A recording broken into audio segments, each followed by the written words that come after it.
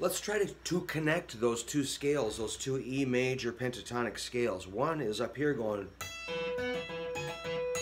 the other one, I guess that's it. You just gotta connect them. You know, you just gotta move your hand. If you're up here, then notice the index can just go.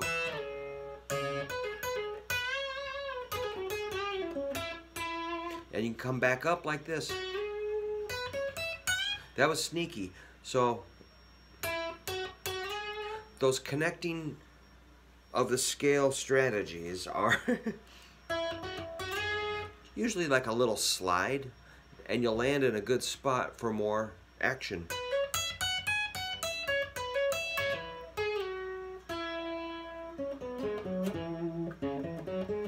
Seems like the third string is a nice one, a nice little escape hatch. But you could do second string. So I did the 12 to a 9 like a.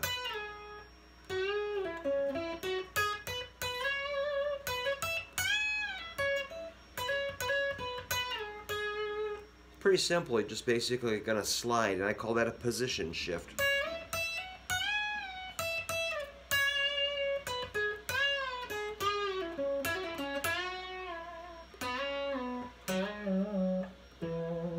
Those are some bends I didn't really cover recently, but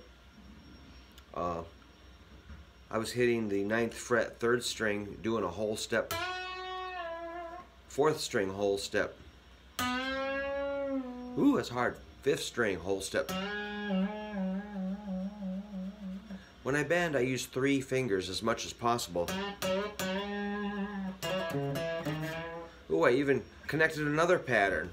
So maybe we should just take it a little farther. How about?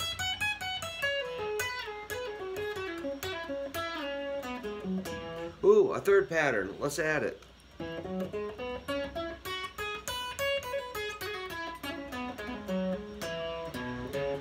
This is a great one. I recommend taking this pattern. What kind of shape are we doing? Let's ask that question first. This here is totally an A shape. A chord like that. However you do an A, we'll fight about that later. Basically, we have to agree there's 3 strings on 1 fret. The 4th, 3rd, and 2nd strings. So here's A, there's B, C, D, and E. We're going to use that shape, which is our 2nd shape in the caged system. And we're going to go. That's a great way to walk up to your root. It's a 5th, 6th root.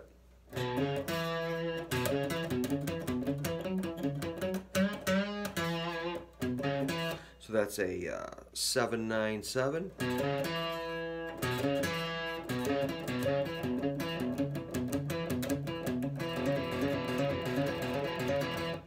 Nice. And a 9, 11.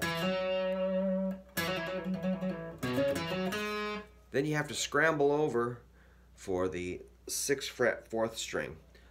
So you might end up, if you're super uptight, you might go middle, pinky, middle, pinky, index, pinky, index, pinky.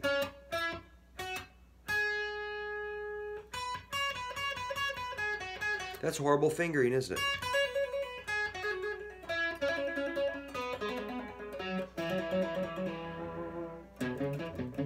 So I'm not saying you got to do that, but it would be kind of proper. What I'm doing, I'm going to slop it up. I'm going to go jump. See the jump? And it's not that big of a deal. I can't even notice I'm doing it. I don't even feel it. Wow, weird fingering.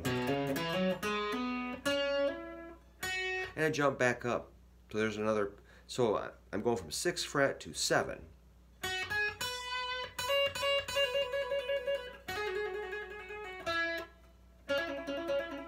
So I kind of shift from ring to pinky on the 9th. Anyway, the pattern, one more time, is just a 7, 9, 7, 9, 6, 9, 6, 9, 7, 9, 7, 9. And we can connect things like this.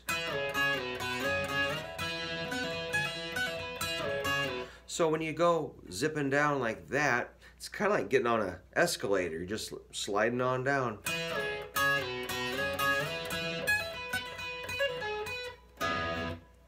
Cool, man. We're just connecting the shapes. We're finding any little sneaky path on those strings that sounds good and feels good. And you can get the 2 notes or 3.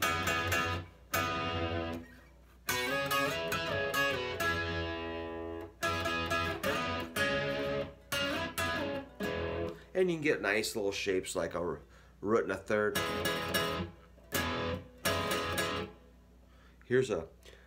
We're just having fun here, a root, third, fifth. Looks exactly like an E chord, but I move it here. That's crazy. You ever do that? Make an E chord shape, bring it up and jump a set of strings towards the ceiling. You end up with a 7, 7, 6. Which is part of this pattern. Pattern 2 of the cage system. Remember, the cage system is C, A, G, E, D. Those 5 shapes slide up and down the neck. C chord, A chord, G chord, E chord, and D chord shapes are like pattern 1, 2, 3, 4, 5. 5 shapes, and you number them, which I don't really even think about it. I just play it. So we're connecting pattern 5 with pattern 3 with pattern 2. Wow, I like that. Maybe we'll do a little more. I think that's probably plenty.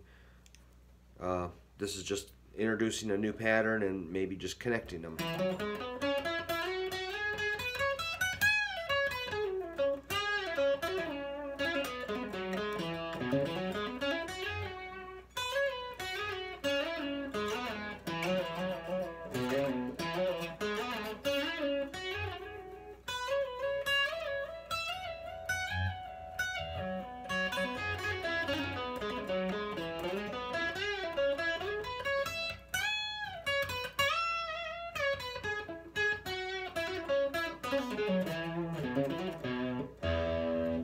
Cool. So we're just hanging out 6 to 16. One little step at a time. Just take your time. There's no rush. Let me know if you have any questions or ideas for videos. And as always, you can email me if you want a copy of my new book, hooverguitar@yahoo.com. There's the book. They're 20 bucks. I'll ship you one for like 23 if we do PayPal. Cool, man. See ya.